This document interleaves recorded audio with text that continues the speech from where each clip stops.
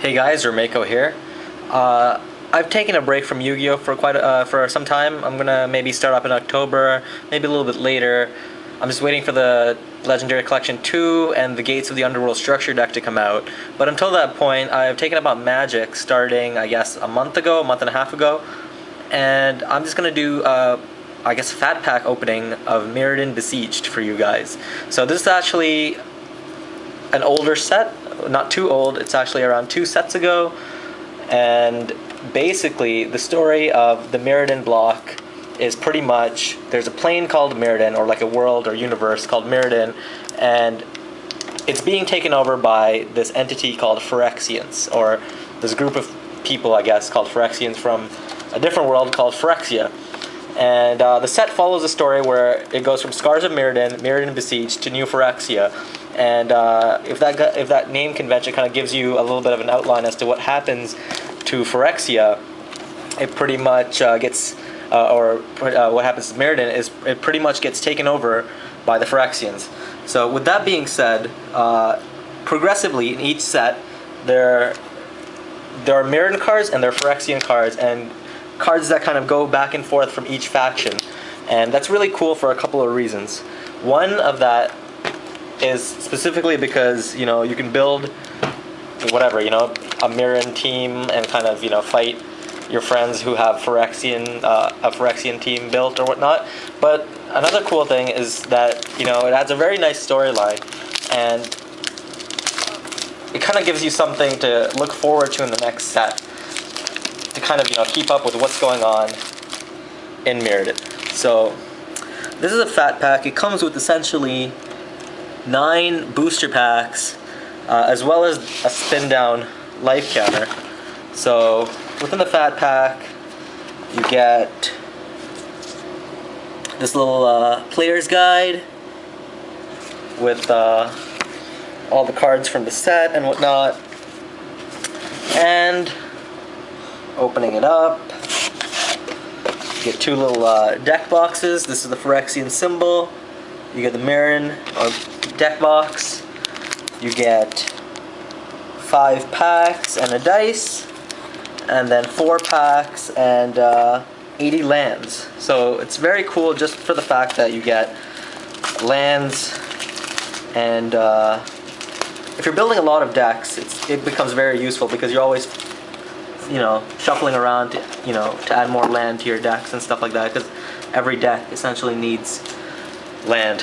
So, and the spin down life counter is not too bad either if you don't have any dice with you, or you have no way to calculate your life total or things like that. Mirrodin Besiege has some really good cards in it. For one, Sword of Feast and Famine comes to mind, and also Tezzeret, Agent of Bola. So you get your 9 packs, you get the Magic the Gathering rulebook right there, and you get your lands of every color, I guess 16 of every color or something like that. So let's get cracking, and we'll open the first booster pack.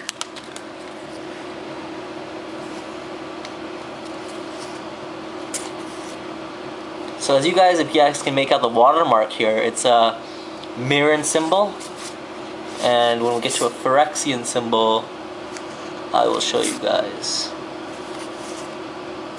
If you guys can see it, right there, a Phyrexian symbol. So these are the common cards. Cards marked with silver are uncommon. There's 3 uncommons, and our rare is Meyer Welder. So I'm not too sure if that's a good card or not. Probably good for Meyer decks, but I'm particularly looking for a Sword of Feast and Famine. So the cool thing about Magic is, what I've noticed is there's different gameplay formats. You can draft, you can play this thing called Two-Headed Giant. You can play this kind of version called EDH, or Elder Dragon Highlander, Commander, whatever you want to call it. There's a whole bunch of different ways to play Magic. So starting here, we have our uncommons: Leonin, Relic Order, Skin Wing, Corrupted Conscience, and Victory's Herald. Looks like a very nice card. The artwork is spectacular in Magic the Gathering. Part of what attracted me to the game in the first place. And it does not disappoint, I assure you that. So it's not like in one set the art is really stupid and in the other set the art is absolutely fantastic. Each set has its very kind of core and unique theme, and the art follows the theme very well.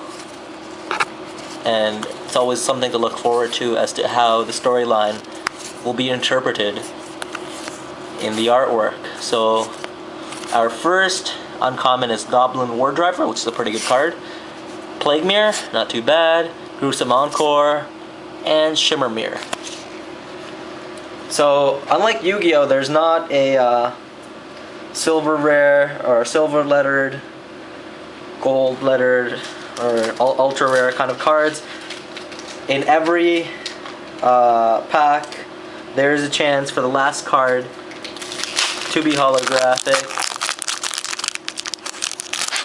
and they're essentially called foil cards, and they don't appear in every pack. They're actually quite rare, maybe 1 in every 5 or something like that.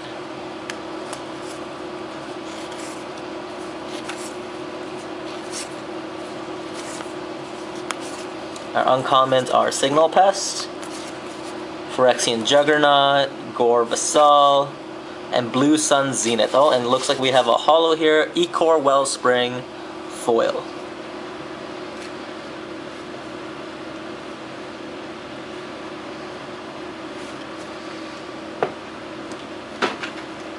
So I guess we're down to 5 packs.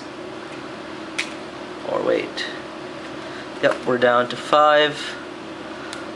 Hopefully I get a Planeswalker or the Sword of Feast and Famine. Something I've been looking for, actually.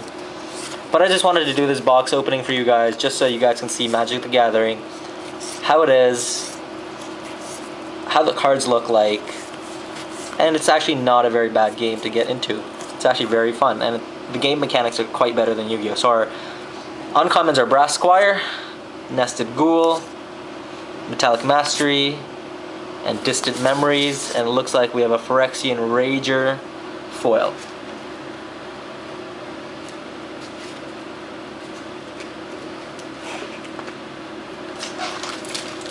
So unlike Yu-Gi-Oh, there are 4 types of rares in this, or 4 types of card types. There's common, uncommon, rare, and mythic rare. So the mythic rares have an orange symbol.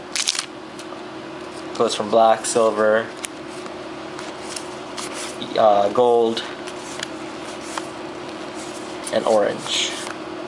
So our uncommons are Sphere of Suns, Lead the Stampede, Strandwalker, and Meiotic Manipulation. And we have a holo Crush.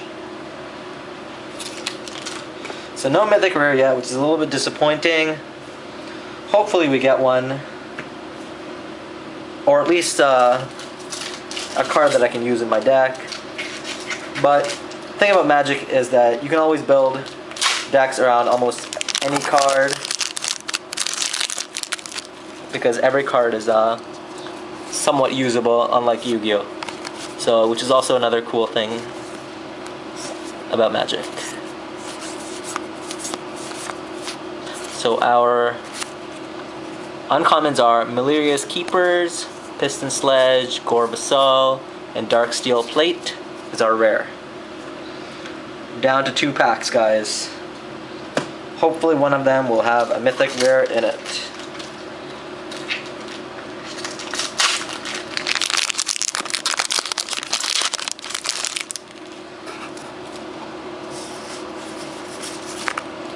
Skipping to the uncommons, Leonin Relic Warder, Spiraling Duelist, Phyrexian Juggernaut, and Spine of the Irshah, Don't even know what that is. I will read these cards a little bit later.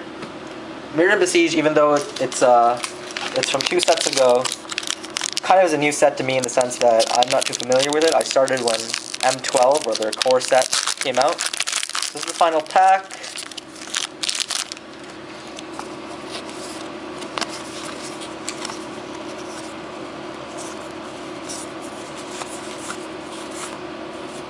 And the uncommons are Malarious Keepers, Brass Squire, Nested Ghoul, and Phyrexian Rebirth. So some of these cards might be good. I'm not even sure what they do for a good number of them, and I'm gonna look into it. But I just wanted to give you guys a quick showing of Magic the Gathering. You guys should definitely get into it. It's a very good game, and that's pretty much it, guys. Thank you again for watching. Expect, I guess, unboxing of the Legendary Collections 2, as well as the unboxing of the Gates of the Underworld structure deck with Grapha, Dark Grapha, or whatever he's called. And that's pretty much it, guys. You should definitely get into Magic. It's a very good game. I will be posting up a deck profile of my Magic the Gathering deck sometime soon. Peace out.